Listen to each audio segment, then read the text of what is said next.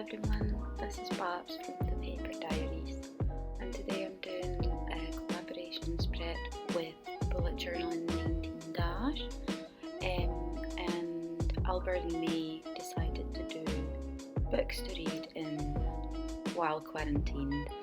So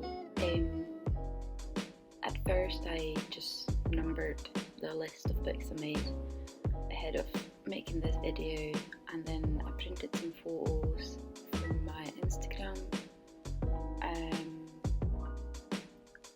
I printed them on sticker paper just to make it a bit easier to stick down, because I hate working with glue because it always ends up getting everywhere.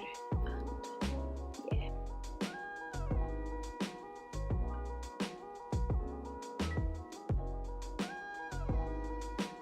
yeah, now that I kind of have the photos I want to include, I'm just going to guide and outline an open book sort of situation, and I pre-sketched this before making the video, but I didn't really bother with any detail because it doesn't have to be perfect, right?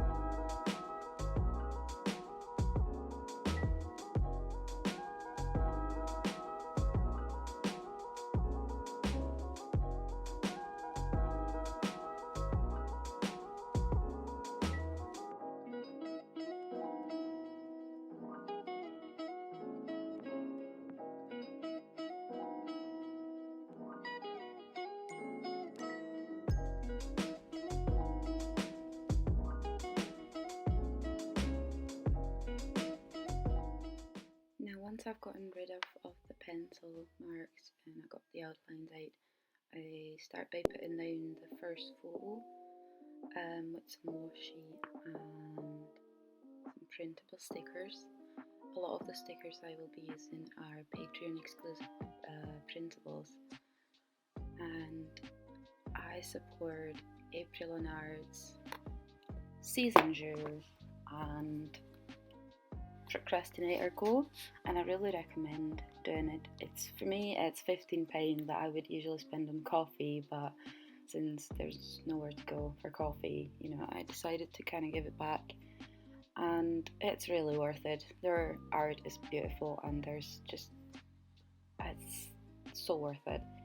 And for them, it helps them do what they love doing and what they do so well. These stickers are from Heartly Paper on Etsy, and she's got beautiful stuff. You should definitely go and see what she's got. Links will be down below. And now I'm just writing down the 4 titles of the books that I would recommend people read while quarantined. And I've included 7 in total, but on the left page the first 4 are kind of a bit more optimistic, because the other 3 are very heartbreaking and sad and might be a bit too depressing for some people at this point in the world and in life. But yeah, so the first one is The Humans by Matt Haig. This one is absolutely brilliant. I first listened to it on Audible, and the narrative is done so well. It's so funny, and I think for right now it's the perfect book because it's about dogs being the aliens, and you see it from the perspective of the dog and how they look on the life of humans, and it's brilliant, it's hilarious, and Matt Haig is amazing, so absolutely recommend. Another one that's kind of a bit happy is called Furiously Happy by Jenny Lawson. And I just remember this book. I got it from the library and I read it, and it just filled me with this kind of glittery, kind, fun feeling. It's one of those books that you can read and just from the tone of the writing voice, to kind of shed all your worries and stress, and it's suddenly you're like, yeah, life is fun, Here I'm just in the point of the video, I'm just looking for some quotes to include because I wanted kind of something bold in like few places of the spread and getting a few clusters. Yeah, that's the third book I'd recommend, Reasons to Stay Alive by Matt Haig. Definitely saved a life before, and definitely it's worth reading. I mean, I love lists, so making lists of reasons to stay alive is right up my alley. But yeah, it's beautiful. He talks a lot about his own mental health problems, so if you struggle,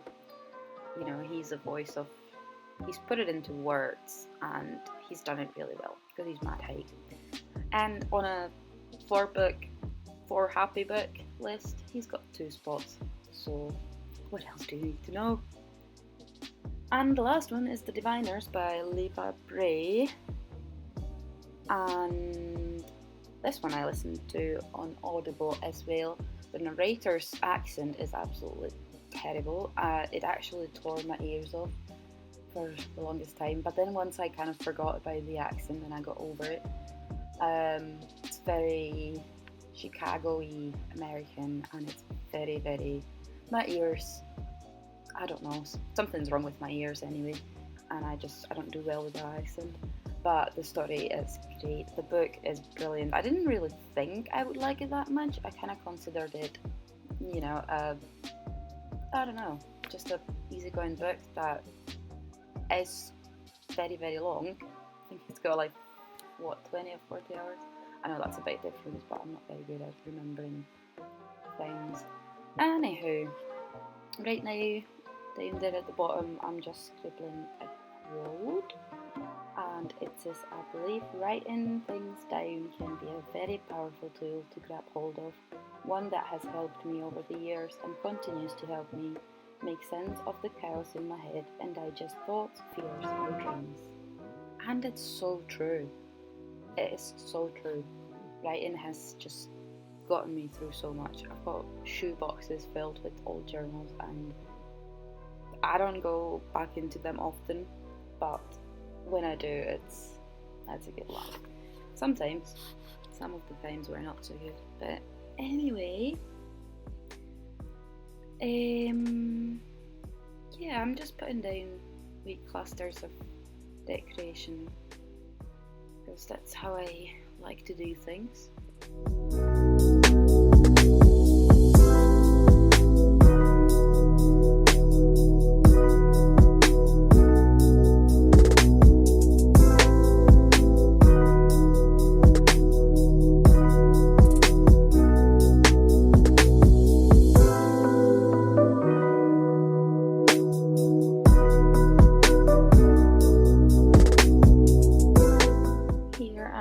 Outlining a title for the 3 books that are not quite as bright and might be a bit too dark for some people, and I'm just writing down A Little Heartbreaking and Sad, my favourite books, and in this section I recommend All the Light We Cannot See. That's a beautiful book. A beautiful, beautiful book. You'll cry, but my God, is it gonna be beautiful? Another one of my favourites is A Little Life by Hanya Yanagihara. Another heartbreaking one. You'll cry a lot, and it'll be sad and it will hurt, but it's such a beautiful piece of literature, and the author's so good with language. It just gets you. that's why it's so powerfully heartbreaking. It's because it gets to you, because it's real, it's relatable. It's, you know, about 4 recent graduates that live in New York, and it's life, but it's dark. It's very dark. And the third one, and this shouldn't really be a surprise to anyone, is The Secret History by Donald Hart, which is, I think, a wonderful book. There's lots of people that think it's trash. Well, I don't. I loved it. I think, how many times have I read it? 3 times, I think. 3 times. And I loved it all 3 times. On the right side, the quote reads, "And most of all books, they were in and of themselves reasons to stay alive." This is a quote by Matt Haig, and it's from his book Reasons to Stay Alive, if you didn't guess that. And really, that book is brilliant. It will get you through anything. It will get you through this pandemic. And on the left side, the quote reads, "Reading gives us some place to go when we have to stay where we are." And it's a quote by Mason Cody, I think. Hope it's the right appropriation. And I think that's true. Books are an excellent escape from reality. And especially right now where, you know, you're not really allowed to go anywhere. So go into your books, go into other worlds and go be other people.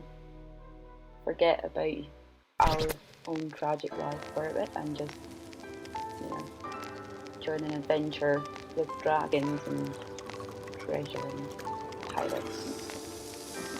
Oh, and a murder, obviously. There always needs to be a good murder. You know what? Let me hit that. Really?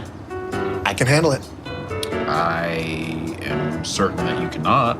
Oh, come on, I smoked a ton of weed in the 90s. Right, the 90s.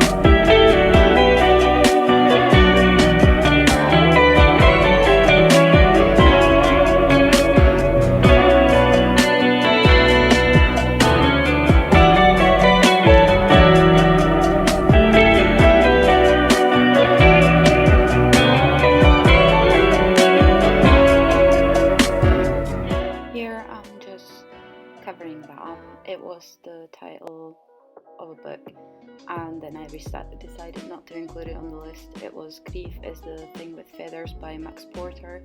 It's another brilliant book, but it's from a perspective of Raven, and it's mind blowing. It's absolutely brilliant, but it deals more with grief, and I don't know, it's a bit too much right now. I think if I read that book right now, I would struggle to find happy.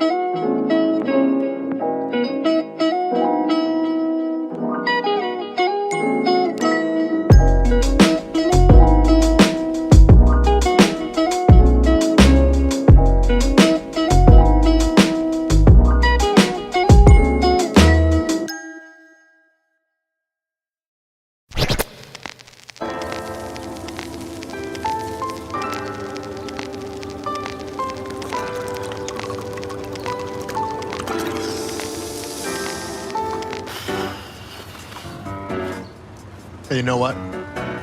Let me hit that. Really? I can handle it. I am certain that you cannot. Oh, come on, I smoked a ton of weed in the 90s. Right, the 90s. I love this song, man. Thank you so much for watching. Let me know in the comments below if you've got any books that you'd recommend. I'm always open to adding more books to the never-ending list. And yeah, stay safe, stay sane, stay curious. And Melinda, if you're watching this, I love you, girl. You've got this.